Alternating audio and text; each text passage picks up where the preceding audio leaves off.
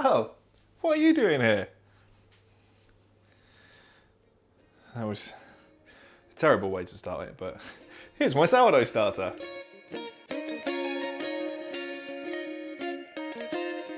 So, what you can see is this is quite old actually, maybe like 10 days maybe, because I was doing it wrong at first, and I'll tell you more about that in a bit. But yeah, it lives on top of the fridge. What you might be able to see here is that I have marked on it the level it was the last time it was fed, which we'll talk about more after. And then up here you can see sort of the level it rose to, and that is its peak height. I should have been paying closer attention to it so I could mark on there what time that was, so I've got a better idea of how long after feeding it would be doubled. But yeah, essentially this is what it will look like. And now it's due a feed, because I'm going to be feeding it twice a day. And yeah. Oh yeah, so you can see there, I have measured this jar. Oh, she stinks. Oh, she's a stinker. I've measured the jar with the lid and without the lid. And that will become apparent why when we get on with the feeding. So, yeah. I know that a lot of people have been doing sourdough starters, but mine's the best one, because she's the prettiest and the stinkiest.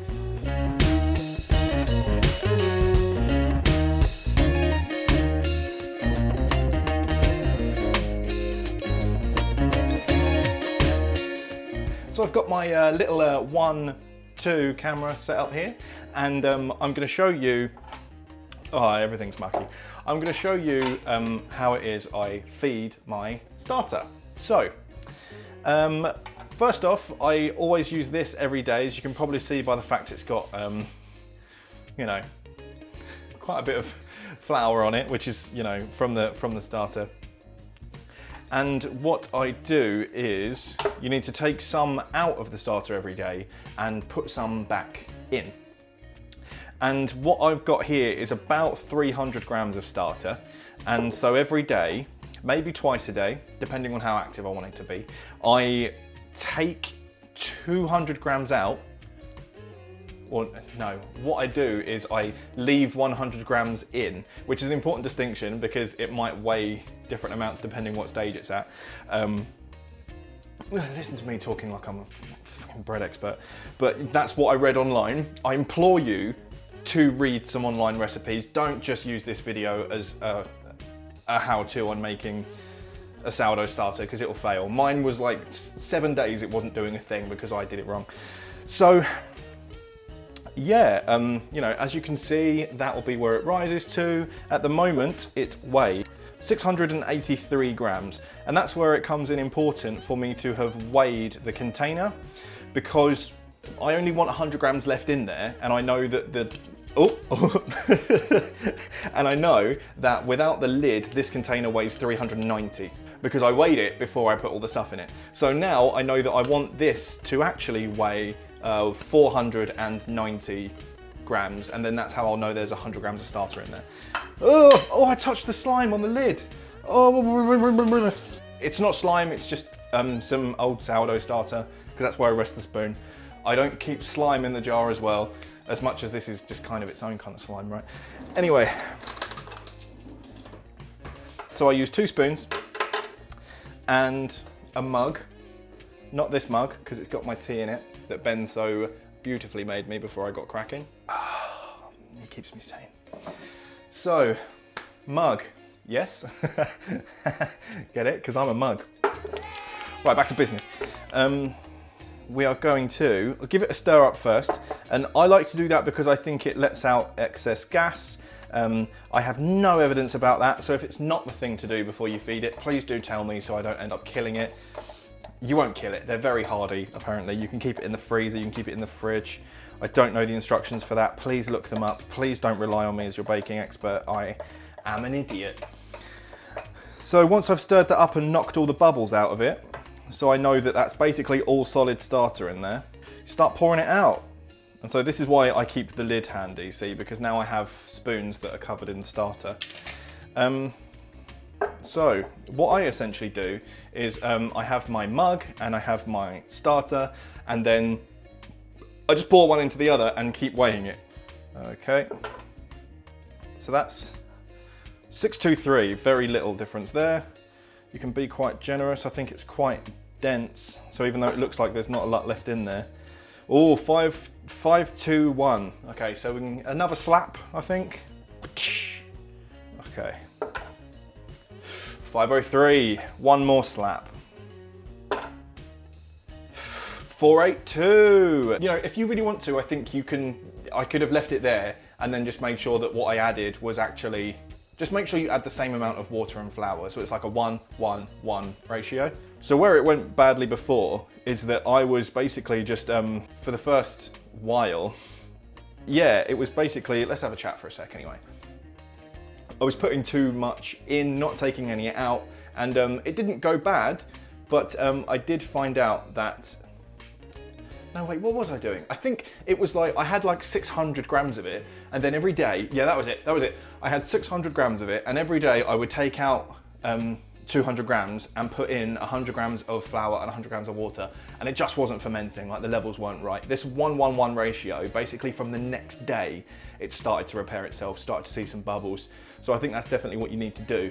Obviously, I lowered the size of it because I wasn't about to put 600 grams of flour in it every day, because I don't have a container that size, and also I can barely find the flour to keep it alive now because of the kind of world we're living in at the moment.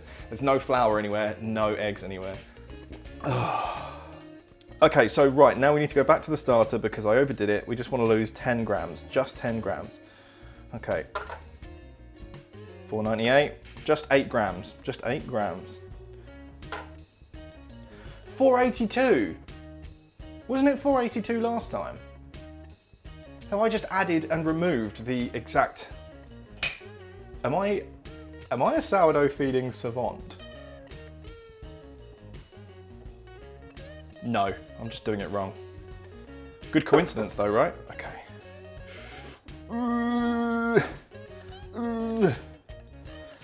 486. 491. Well, I'm not going to take 1 gram out of it, so I think we're just going to steamroll ahead. Seems to do pretty well anyway. So, right. Zero that. So now what I can do, I don't need to like worry about jar measurements or whatever. I can just zero it and then measure 100 grams of flour and 100 grams of water. Easy, easy. This was the only Tupperware of its kind I could find in Morrison's. I wanted to get one of the cereal ones for the flour, but this is doing a good job. You should keep one of your spoons clean because you'll need it for going in the flour. But I couldn't help myself before, could I? I just had to scrape that other spoon. So, turn your scales on. Now you want to put in 100 grams of flour because you know there's 100 grams of starter in there. That's what they call mature starter. So the starter that's left in the jar is your mature starter, and then you feed the starter to sort of, you know, replenish it. 94, 95, 101.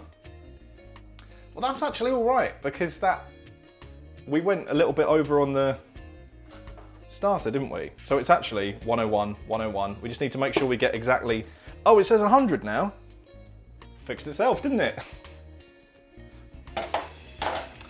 Now, what my starter seems to like, sorry, that's the tap running, is warm water. And I've read in a couple of places that it's good because it's keeping like a nicer fermenting temperature in there. Just don't make it too hot. I really read no specifics on the best temperature, so I just kind of get it like warm to the touch on the kitchen tap. And add that in there, 100 grams of it. I know it's weird to measure water in grams, but you need these things to match by volume. So just reset this little thing to 0 and get yourself some warm water. Okay, warm water.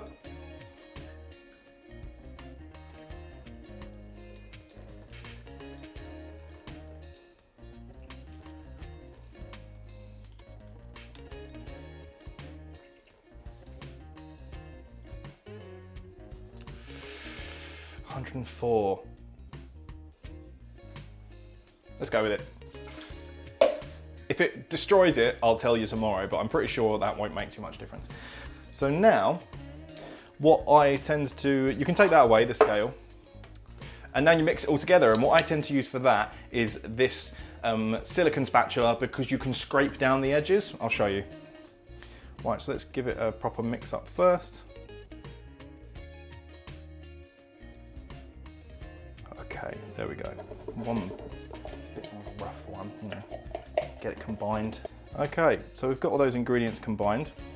And then what I will tend to do is scrape this off against the side, like that. And then, maybe just a bit more. And then what I'll do is sort of just like push this silicone spatula down the edges, just to get as much of it as I can back down into the jar. Now you can be quite meticulous with this if you really want to be.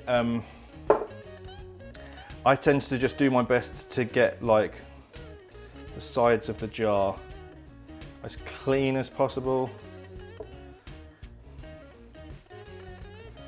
because then it will help when it comes to, I want to see what the highest level is, right? But I think like about, yeah, that'll be clean enough. So like, it's not spotless, but I'll be able to see where it rises to. And yeah, that's it. Now I'll check the time, just to mark it on there with my little whiteboard marker. Oh, my phone is the viewfinder. Okay, Google, what's the time? The time is 12:12. 12:12. So then I will draw a little line along it like that and put 12:12 p.m. And now I'll keep an eye on it. Maybe I'll take it upstairs with me. And yeah, I'll remark on it when it gets high, like what time it was there. Then when I want to use it for baking, I can take it when it's at its highest. So yeah, that's kind of it. When you first start on the first day, just make 300 grams of the whole thing, and then the next day you take, you know, you make sure you're left with 100 grams, and then yeah, just do that, and it matures into a starter. There are loads of fancier recipes and stuff. Please read Natural Recipe. Don't just follow me when you do it, because I don't know what I'm doing. I'm still Googling stuff about it every day just to make sure that it's healthy. And yeah, I haven't baked anything with it yet, but who knows, I might try and make some pancakes with this starter this morning, because it's, you know, there are loads of ideas online what to do with your like cast off starter so it's not wasted. Yeah, and that's it. Thanks very much. Bye.